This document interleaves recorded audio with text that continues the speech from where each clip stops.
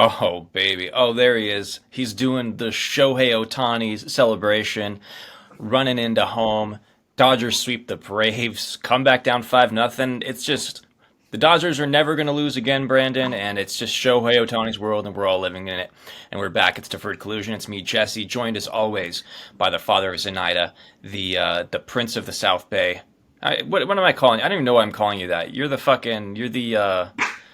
Lord Paramount of Torrance. Brandon Bollinger, what's up, buddy?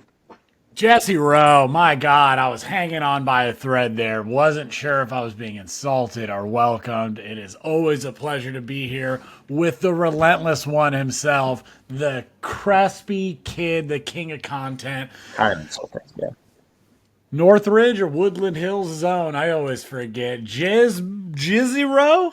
Sure. Oh, that's a typo. That says Jesse Sure. Rowe. My guy, how are you, brother? You look handsome. Yeah. How's your hurt elbow?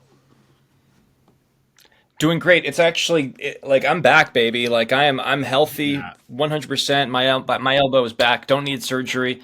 Just a little sprain. Put me on the IL for a couple weeks. That's it. I'm gonna call you CC Sabathia, dude, because you are dogging it out for the company right now, dude. Let's go Brewers. I am. Yeah, I am. I'm laying it all out there, and I guess we'll just get into it because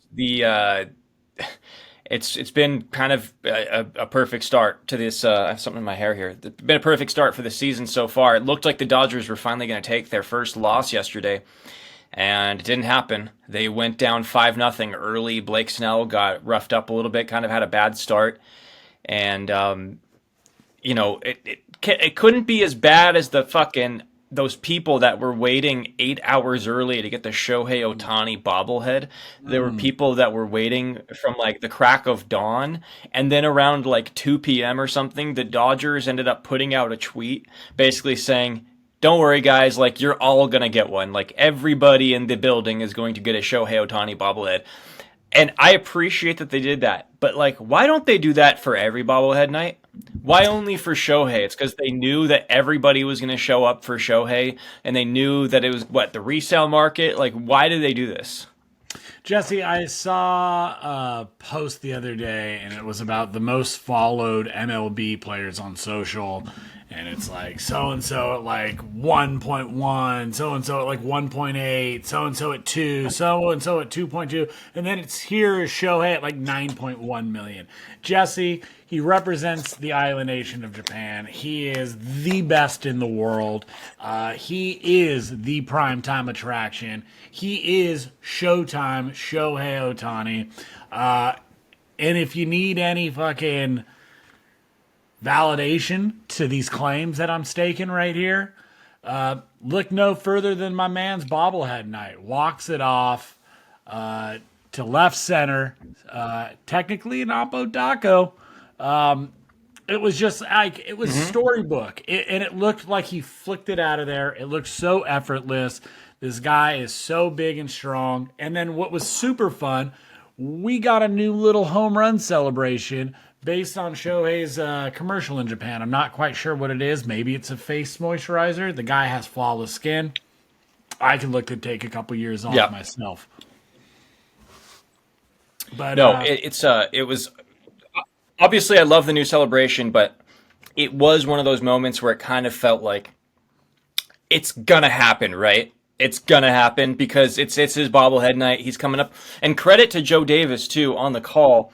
Or I don't remember if it was Joe Davis or who it was, but he was like, basically, poor Andy Pages, who was up first in the ninth inning, he was basically like, I'm not trying to, there's nothing against Andy Pages, but don't you kind of hope that he just gets out of there so that Shohei can get the job done on his bobblehead night?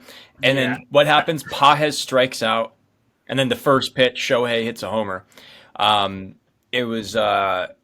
It feels the Dodgers are just inevitable at this point, and they are... They're very, very hard to beat right now. I guess we could sort of just recap kind of how the game was played because it didn't start so well. They're actually playing some bad baseball in this game, and they still won, which is a testament to just how good they are because they, right off the bat, Blake Snell got into a little bit of a jam, And then Muncy, he got out of the jam, but Max Muncy made a throwing error to Kike Hernandez, who's not the normal first baseman. Freddie Freeman is out right now. So it was a throwing error, 2 runs score, and then another run scores. And then in the next inning, there's another error, and which gets runners on base. And then Andy Pages is unable to track down a fly ball. The ball actually like pops out of his mitt in center field. So that wasn't an error, but all 5 of the runs that were charged against Blake Snell were unearned. And you could tell it was really getting in his head because he was having trouble throwing strikes. It feels like he was kind of melting down a little bit out there. Like he started arguing with the umpire about balls and strikes when they were clearly balls. I don't know if you noticed that. Even though like he did get squeezed on a couple, he kind of started to I think he started to lose his cool a little bit out there. Yeah, it's start to a young season. There's a lot of pressure to succeed, especially with all the names on the back of the jerseys. It's like we've talked about up and down the lineup. It's a veritable murderer's row. So I can appreciate the competitor in Snell just signing a big contract, coming over to the rival of everybody, the Dodgers, after spending some time in San Diego and San Francisco, not to mention playing against these Dodgers in the 2020 World Series with the Rays, which he infamously was pulled out after 70-something pitches and shutting the Dodgers out. My point is to say all that is I can appreciate the frustration, right? It shows the competitor in him, but it does feel like this is the Blake Snell experience. Kind of tough early on, maybe struggles with location. When the stuff is on, it looks great. But I think his swing and miss was down this game.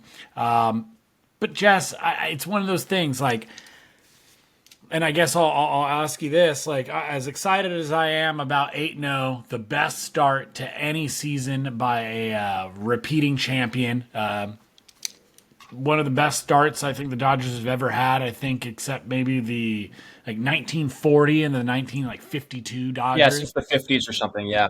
Right. Yeah. But yeah, so Jess, my point is I feel like I'm the kind of fan who neither gets super high or low about early losses, at least maybe March through mid-April. I feel like my rage builds as the summer heat swelters. But Jess, how much are you buying into this team? How much are you getting worried about pitchers? And how much of you is just kind of enjoying the show? What is your mix right now? Oh, I think if anything, I am more encouraged than I could have possibly been because I didn't like the way that they played at all yesterday. I mean, this was a game that the Braves absolutely had to win. The Braves threw all of their best weapons out there against us.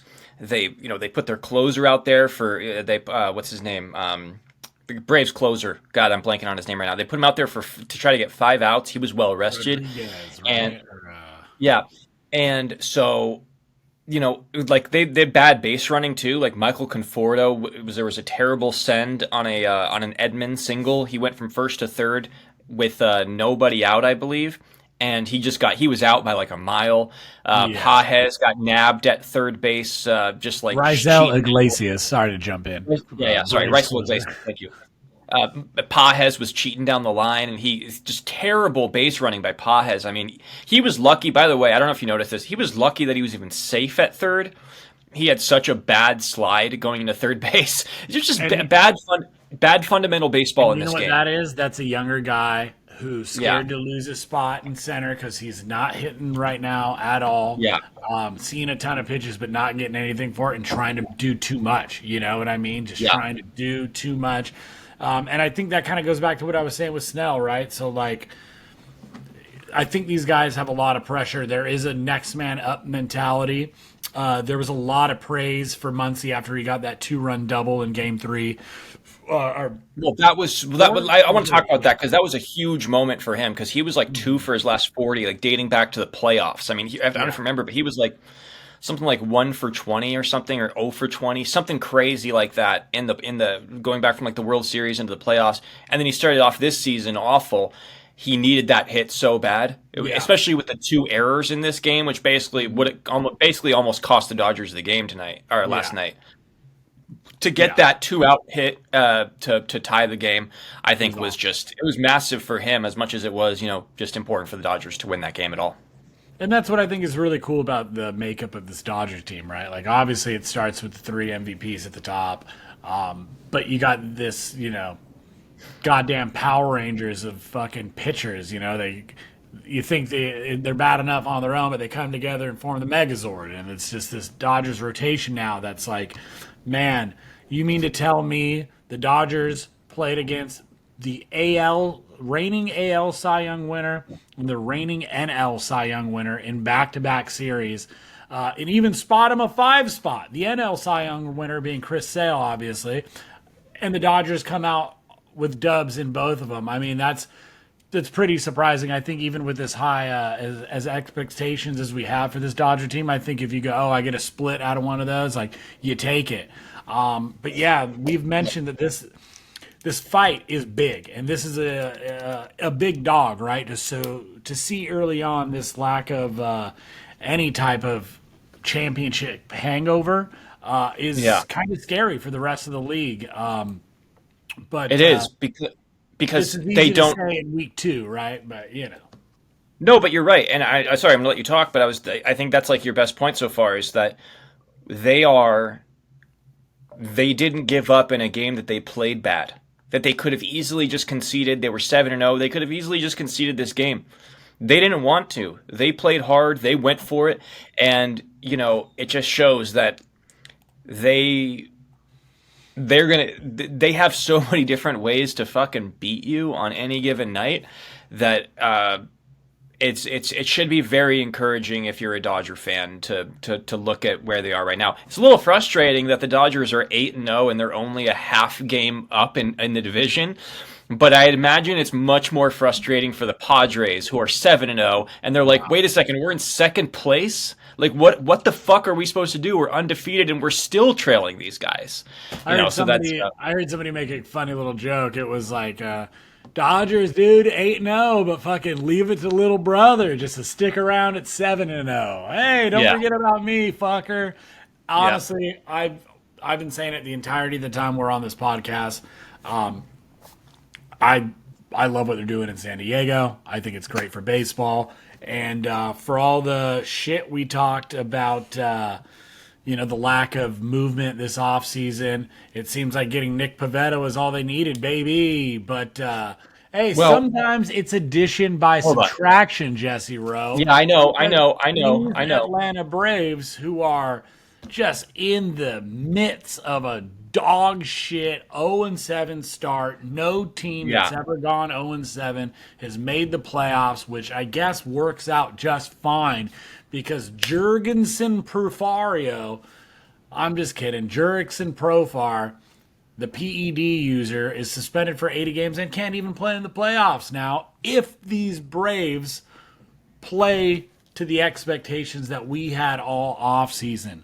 Jesse, what is your level of panic, fear, what have you for these Atlanta Braves, who I believe we both picked to win the NL East? No, we both picked the Phillies. That sounds like us. We have the Braves we have the Braves in the wild card though. Yeah, I mean, I'm concerned because what I was saying is like they have to basically be a 500 team until they get Strider back and until they get Acuna back. And that's looking like it's going to be very fucking hard to do. I mean, you mentioned Nick Pivetta on the Padres. I don't even know yet if Nick Pivetta was a great signing for the Padres because the Braves just were not scoring. They're not scoring runs right now. They scored 5 runs yesterday because the Dodgers made like 2 errors that led to they were all unearned. Like they literally didn't score any runs without the help of the Dodgers defense. In that series, they got shut out twice by the Padres, and then 2 games against the Dodgers, they only scored 1 run. So that's 4 games already out of the first 7 where they've scored 1 run or less.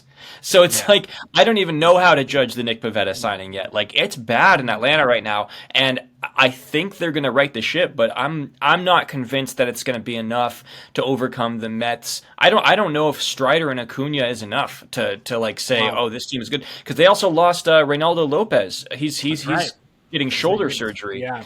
And Profar, the one free agent signing that you guys made, that the Braves made, is now out for 80 games, and he can't even play in the fucking playoffs.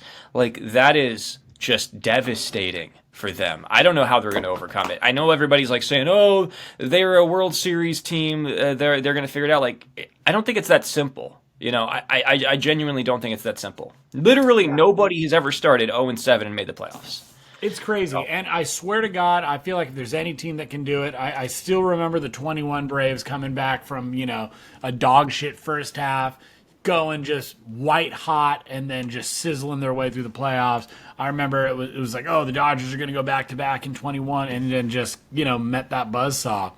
But yeah, it does feel like that there is some missing firepower from the Braves that we're used to seeing outside of just the injuries, but just it kind of feels like some guys aren't really playing up to their capabilities. Ozzy wasn't really hitting.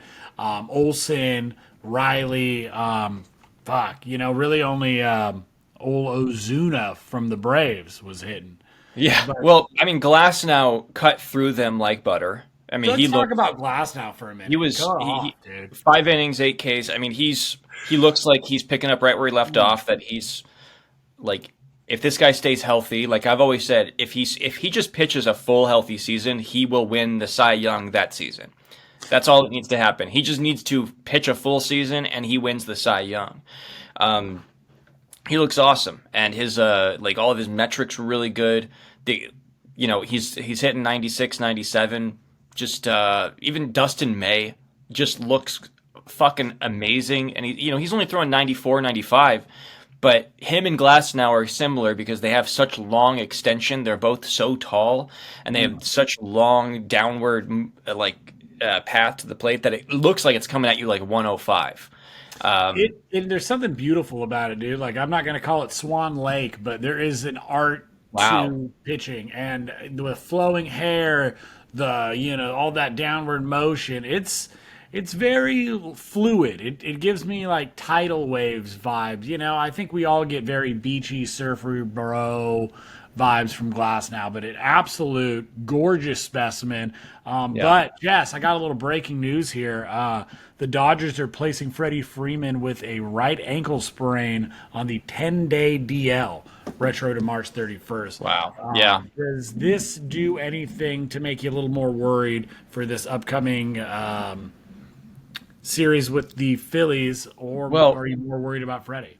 I mean, it doesn't make me worried. It makes me worried only because the way that the Dodgers revealed the news was interesting. They said that Freddie slipped in the shower, that he had an accident like slipping in the shower, which was a little weird because we knew that Freddie was already kind of dealing with some ankle stuff. So, you just hope that it's not anything too serious, that it's not something that's going to nag at him. Because I know that remember, last year he was in the postseason, he was dealing with some ankle stuff. That was what was keeping him out of games. So you hope that it's not something that's going to, nag at him. But I mean, Dodgers are 8-0. If they've been winning without Freddie, just put him, get him right. Do whatever you can to get him right. That's fine. It sucks. I mean, there's only one team in baseball that can afford to lose a superstar, and it's the Dodgers. So I think they'll be okay. And I mean, Jess, to your point, literally to your point, man, we haven't even talked about Tommy Edman, who's slugging homers, playing just gold glove caliber defense up the middle. It doesn't matter if it's fucking left side, right side of second base. It's pretty crazy how much ground he's covering. Michael Conforto hit his first Dodger home run. He's had some awesome ABs. He had a perfect night at the plate last night. He reached all 4 times. Yeah, I think he reached all 4 times, and then he actually got the base hit that led to the Muncy double. So love that. Yeah, no, everything is clicking, and I think that just knowing where they're at and where they can be is what gets you so excited, because you start to think about, can this team win 120 games? Can this team win 110 games? But it's going to be stuff like Freddie. Like, we have to avoid long-term injuries, and I think as long as we can minimize those, this Dodger team is going to be virtually impossible to stop. Dude, I'm just looking at the Dodgers leaders in OPS right now. You got Tommy Edman at third with a 980 OPS, Shohei with a 1.1, and Will Smith with a 1.257 OPS. And it's just like, you know, we can go off about everybody. We really can. But just this team is so deep. Like, we're talking about offense, and it's like, man, we're losing like Freddie for 10 games, and it's like, oh, but I got Mookie, I got Shohei, I got Teoscar, I got Muncy coming back to life. Will Smith's on fire. Good luck if you fucking got a pitch to Tommy Edman with somebody on base. Right. No, that's it. Porto, even Pages, who's not hitting, is seeing a ton of pitches. You know. Yeah, but dude, like you just mentioned it. The Dodgers, they have Shohei Ohtani, they have Freddie Freeman, they have Mookie Betts, they have Teoscar Hernandez, they have all these guys, and who's leading them in home runs? It's Tommy fucking Edman. It's crazy. So didn't have that on my bingo card, but I think I always knew it in my heart that it was possible, man. Yeah, no, they look great. They go on to face the Phillies next. Yamamoto pitches tomorrow, so that'll be a good little barometer series for the Dodgers. Sort of see where they're at. It'll be a Jesus Luzardo, Aaron Nola. Just before we move on to the Phillies, I just want to ask you one last question before we move completely off the Braves. Jurickson Profar, over a decade. I was going to talk about him after. Yeah, go ahead. Sorry, I just wanted to ask you this was my last thing. Over a decade in the league, former top prospect, one of the best stories of 2024, all-star, signs for $1 million, bets on himself, signs his deal with the Braves, and now is popped. What does this do to his legacy? And we saw him get a standing ovation in San Diego. Do you think he gets booed the next time he's in San Diego? I think he's more likely to get booed in Atlanta than he is to get booed in San Diego. This was, I was watching you sent this to me. I was watching Chris Rose talk about the Profar contract that he signed. And it's interesting, the structure of it, because it's for something like $43 million, but it's 12 years in the first year, and then it's 15 and 15 in the second and third year.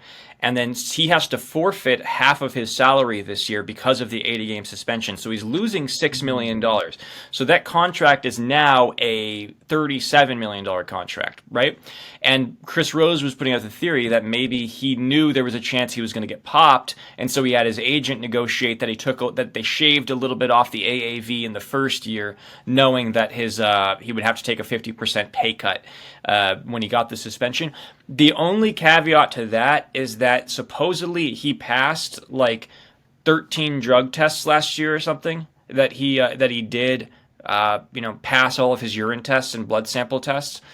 However, if you're good at running the cycles of taking steroids, then there are ways to get around those tests. So which is what HCG is used for, which is what he tested positive for. You use it at the end of a steroid cycle to help sort of reboost your testosterone, because essentially what it does is it prevents your balls from shrinking. It prevents your sperm count from dropping, your testosterone from dropping, and from you having little, blueberry nuts. Yeah. It's basically what it is. It helps you sort of like just regenerate that stuff. And to me, that's more indicative of a steroid user than somebody who's like, oh, I didn't know what I put in my body, which is what fucking Profar tried to sell us on, which is just the most tired excuse in the world. Well, dude, he's running the Fernando Tatis Jr. defense. It's exactly what he said after the ringworm cream bullshit. But it was, hey, who is he working with? He was working with his pops, Fernando Tatis. Mm-hmm. So now where there's smoke, there's fire, right? Fucking two guys get popped, working out. Come on, man. Well, also, he was the worst player in baseball in Colorado, and then he was terrible the year before that. The Padres go and get him, and all of a sudden he has a career season. The Rockies cut him. The Rockies cut him, of all teams. That's how bad you were. And then he goes out and balls out for the Padres, and I'm sorry, but kind of has the fucking behavioral attributes of somebody who has roid rage. Just gonna say, it all kind of makes sense now, right? Yeah. All year fighting, talking shit, and you know what, dude? All I'll say, final nail for me, dude, is I guess Will Smith was right, dude. He is Mr. fucking irrelevant because without steroids, dude, he would have been out of the league in 2024. He would have never Yeah. even been there. It would have been another guy they would have brought up from San Diego. Who knows, dude? Fucking maybe there was another Jackson Merrill waiting for his break last year that fucking Well, that's the taking thing. a shot. That's the thing. That's what pisses me off. There are guys out there that are working for their opportunities, that are doing it the right way, and guys like Profar who were terrible, who were on the verge of like potentially not getting a job in Major League Baseball, have to cheat in order to get a job, and then screw over the Braves. Braves fans didn't deserve this shit. They're one big free agent signing. Now he's just gone for half the year. Can't even help them in the playoffs. Jurickson Profar's a fucking dork. Anyways, Bozo, dude. Braves fans, sincerely, Yeah. sucks, dude. Yeah. Hang in there. There'll be brighter days ahead. But it's funny because the Dodgers 7-0, Padres Dodgers 8-0, Padres 7-0, Giants 5-1. Fun little tidbit here. Everybody in the AL Central at time of recording is 2-4. Jesus Christ, dude. So that just goes to show how competitive that division is. Speaking of Jackson Merrill, he just said there were a few extensions. We're gonna have to rush through these last few because I know we're a little short on time today, but. There were some extensions signed yesterday that are very interesting. Jackson Merrill got locked up for 9 years, $136 million by the Padres, so he's going to be there for the long haul. In my opinion, amazing contract for the Padres. I feel like Jackson Merrill might have left a lot of money on the table if he were to wait a few years. What are your thoughts? I definitely feel like he left money on the table, but dude, San Diego is a really beautiful place. You're 21, you get offered that kind of fucking bread. You know what I mean? I guess he could re-sign at 30. Yeah. Right. I think it averages out to something like $15 million a year, which is so team friendly for a guy of that caliber. I definitely think he's a guy that can get MVP votes. I don't know if he's an MVP, but he's a great talent and a cornerstone of your outfield for years to come, especially with Nando out there. Yeah, dude, Merrill's fantastic. I thought he might edge out Paul Skeens for Rookie of the Year last year. I did see Padres fans embarrass themselves and put Merrill Mania. This is the home of Jackson Merrill, the rightful king or the Rookie of the Year. I was going to say King of the Andals and just go all into it. But yeah. They put up a sign that says. Home of the rightful Rookie of the Year. That's right. Yeah, that's a little goofy, but they also put up their NL wild card banner.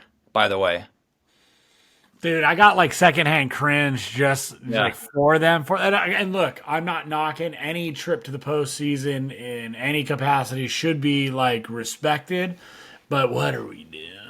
Yeah. Man, dude, that's a participation trophy, dude.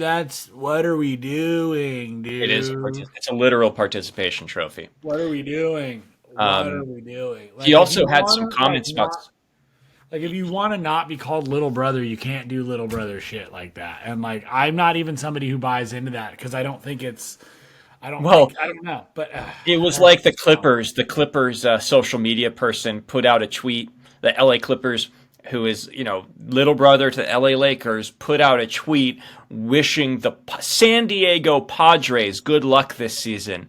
And it's like, dude, you are an LA basketball team wishing a San Diego baseball team good luck when you have two teams that go by Los Angeles in their name, which says to me, Branden, that was a much bigger shot at the Angels than it was at the Dodgers. 100%, dude. The disrespect is crazy. Yeah. Dude, I honestly think that whoever was working on the Clippers social media, it was a Dodgers fan, and that was a shot at the Padres, just being little brother, hey, dude, we're fucking LA's little brother. Oh wow, 3D. You think check, there's layers? It was like Inception. There were layers to that. And fucking, the Angels were just a victim in the drive-by that was the massacre. Yeah.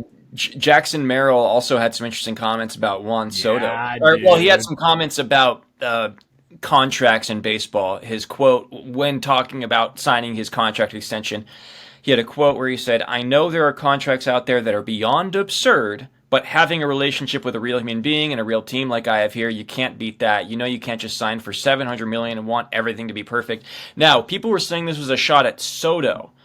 However, he said 700 million, which was Ohtani's price tag. So I don't know. What are your thoughts? Do you think it was a shot at Soto?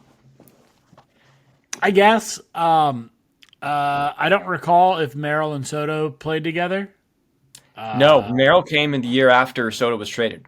Yeah, but maybe You know what? there. He might have been. No, he might have been there for like a little, like a cup of coffee. He might have been there. I'll look it up. Yeah, maybe they had a little beef. Maybe he didn't like the way he carried himself, and Merrill hasn't been shy about saying how he feels. That's one of the reasons why I kind of like him. Right? He's a young guy, but does have personality and plays with confidence. He did not play with Soto. Yeah, so I don't know that it is a shot at Soto, but I think it's maybe more of just like a shot at like what he sees are decisions in the game made solely on monetary value. And maybe he's a guy that's like, hey, I always decided that if I could make $1 million, $5 million, 10 million, whatever his number was, I feel like he got to it and was like, I'm happy. I could do a decade here. Sign me up. And good for him, dude. I'm sure he's going to buy a sick-ass pad out in fucking Pacific Beach and hit some dingers off the porch at some honeys, dude. I mean, goddamn, man. Being a him. Major League Baseball player when you're 21 years old, living in San Diego, you got $100 million coming your way.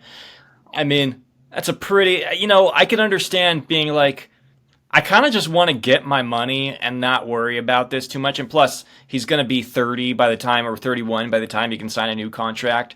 He'll just sign like a 5-year, $130 million deal. And he'll be fucking, it'll all work out. So good for him. Good for you. Good for you. Stop saying stupid other stuff. Guys, Yeah. A couple other guys signed some extensiones for some pretty tasty amounts of green, Jess. There's one that's a really weird one, in my opinion, but go ahead. What was that one? The Kristian Campbell one. Very, very weird deal. I mean, 8 years, $60 million. And I know he's very young, obviously, but he's like a rookie. He's their top prospect. I mean, this is literally like, if you are any good, I mean, this says to me that you don't believe that you could become a superstar. Because you're basically just accepting, like, Chris Taylor makes more money than this. You know what I'm saying? So I don't know. I like annually. I'm a little perplexed by this one. I mean, it's an absolute steal for the Red Sox, who also signed Garrett Crochet. They extended him, so they managed to trade for Garrett Crochet. They signed him for 6 years, $170 million. So they look like they're in pretty damn good shape. Which one of those deals do you like more, by the way? I guess Crochet, just because we've seen it for a few years from now. However, the innings pitched has remained low, so we'll see what that means for his arm health. And pitched 8 innings of shutout ball yesterday against the Orioles. By the way, might have been one run, either one run or scoreless. But he's absolutely filthy. Yeah, but at this price, he's my Cy Young pick. This young controllable talent, it's pretty. It's hard to sneeze at, you know what I mean? It's a great deal. Boston's looking good. I know they're not off to the barn-burning start that some of us might have thought they were going to get out to, but they've looked pretty good. No, but they won the series against the Orioles. They won yesterday, and they won today, and Rafael Devers finally had a couple of hits. So he's off the schneid. So. Your boy Ketel Marte out in the desert signed a 6-year, $116 million extension. He was signed through 2027 with a team option in 2028. I feel like this is just like, I don't know. I think Diamondbacks ownership and Torey Lovullo really feel like they got something here, and they're trying to lock down their one of their stars for the remainder of his prime. Obviously. Yeah, I mean, the Diamondbacks didn't have to do this one. Like you said, they had him through 2027 with a team option for 2028, which is basically you have him for the next 3 years under control. They didn't have, good for Ketel Marte, dude. Like, it feels kind of like he got away with one here, or whoever his agent is deserves a higher percentage of this contract. Yeah. Because there's the Diamondbacks had all the leverage and they just gave it away and extended him.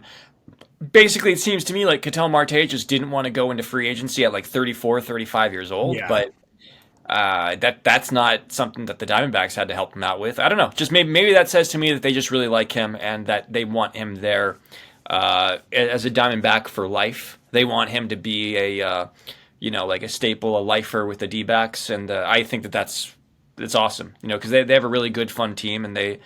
By the way, we're talking about the Padres and the Giants. The D-backs look damn good too. They just beat the Yankees a couple of times as well, so they look good as well. Yeah, dude. I'm all for my guys getting their breaded up. I'm just a little jealous, dude. I want to get a 6-year, $170 million contract, dude. It's a little hard talking about all this money that they make. Dude, speaking of money being made, I believe a certain baseball team left a city because they weren't making enough money. That's right, Jess. The formerly Oakland A's, currently John Fisher's Triple A's, had a little bit of a letdown in their opening weekend homestead, and it wasn't getting blown out in game one, or was it game two? I don't know. Your boy Kyle Tucker's just been hitting ding dongs every game, so it's hard to keep up.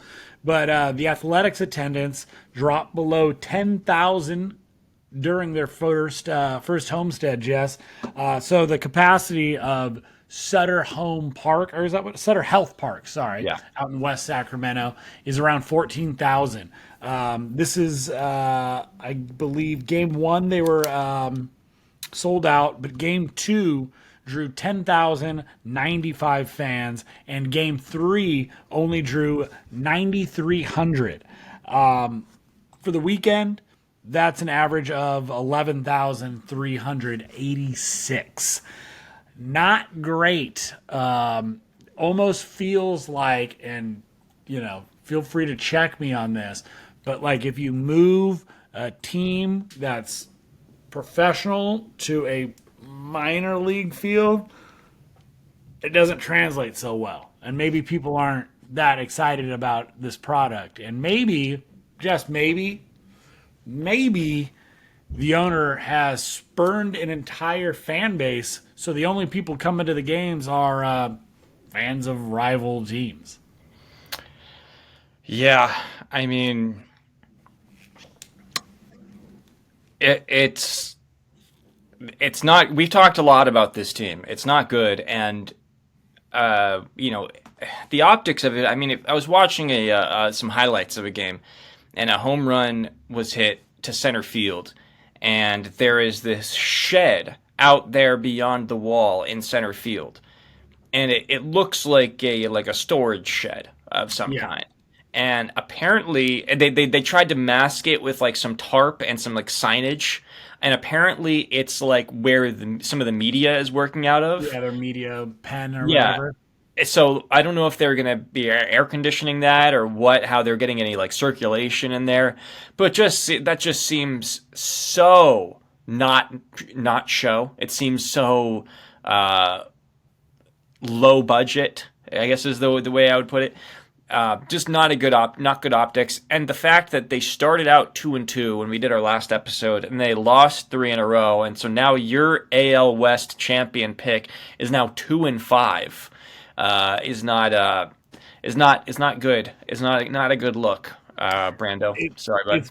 It's pretty tough, man. I don't know. It's tough not to feel a little bit of Schadenfreude. That's German, I believe, for the feeling of taking joy in somebody else's misfortune. Correct. But John Fisher's just an ass, and like, I don't know. It's crazy just to see the numbers reflect that, and like the lack of like real enthusiasm. I know that they were doing like ticket bundles before the opening day and trying to just move seats, and it's like, dude, you don't have the name of the city that you're playing in on your jersey anywhere. Like there's no even attempt to try and connect with your community. And Sacramento is a cool town, dude. It's a good sports town. They support the King. But like, dude, what are you doing? It's like embarrassing for the sport. And like, I feel bad for these players that are trying to go out there and compete at the highest level. And you got to jog out through left field if you got to go take a piss to get to the clubhouse. Like, dude, it's just, there was a lot of talk about fucking torpedo bats potentially being bush league, but like, dude, playing at a minor league park as a big leaguer is bush league. Like, literally. Yeah. No, and I mean, like the Rays, I know that they're having, because they're playing at the Yankees minor league complex out there in Florida. But I mean, that is not a self-inflicted situation. That was because of a hurricane. Exactly. The A's are a self-inflicted situation of why they are there. And you mentioned the word Schadenfreude, and it made me. I have a question for you. Hit me. About taking pleasure in the pain and misery of others. How much money would you spend to watch John Fisher get pegged? Dude. Oh, man. Who's on the hill? No, I'm like talking about like actually pegged. Oh, wow. By like a lady wearing a. Right, yeah. Man, Yeah. I don't think I would pay much. Or a guy. I'm not, hey, I don't judge, Whatever. Like, I'm not being picky here. Just writing down the moment that we went a little too far. I'm glad that the episode is this is the end of the episode. Here we go. Man. No, All but Jess, I don't know. Our friend Ryan Brazier, World Series champion, former Dodger and Red Sox, but basically called the park bullshit, said that this is ridiculous. He'd rather be in Oakland. There was a bunch of chants, of sell the team. I mean, dude, I don't get how MLB lets this go this far. It's shitty. Shame on all the owners involved in allowing this. Shame on Rob Manfred. And obviously, dude, like, shame on you, John Fisher. Do right by the people. And just one last thing before we move on from the A's. They were supposed to break ground on that stadium in April of 2025, and it is now April 2nd, and there hasn't been April 3rd, there hasn't been a shovel in the ground. So who knows? They might be moving back to Oakland someday. I don't fucking know. Just putting it out there. I mean, it's already an insult, the fact that if they actually make the playoffs, they're going to have to go back and play them in Oakland. So right, that's already just... That's damning enough as it is, but I'm going to go out on a limb. My hot take in this episode, I don't think they're going to get that deal in Vegas done, dude. I think I like that. Yeah, I'm a little worried about that one, but we'll see. It remains to be seen. Either way, this was a fun one. We're going to end it here because last time we went like an hour and 15 minutes. Whoops. We're back into our 45 minute range, so I like it. But yeah, yes, you know what we didn't do this episode? We didn't ask anybody to like and subscribe. Share with your friends. Leave us a comment. If you made it this far, we got to be doing something right for you. So if you're already subscribed, tell somebody that isn't. But everybody, thank you so much for joining us here at Deferred Collusion. Jesse, what you got, Papa? Dodgers are going into Philadelphia. Yamamoto on the mound tomorrow against Jesus Luzardo. So tune in. Big barometer series for the Dodgers. See where they're at. And make sure that when you're done with this episode, go ask your friends, how much money would you pay to watch John Fisher get pegged? That's what we all got to know. We're thinking about calling it billionaire bing boings. Yep. I don't know. And we're out of here, Jess. Let's go. Peace.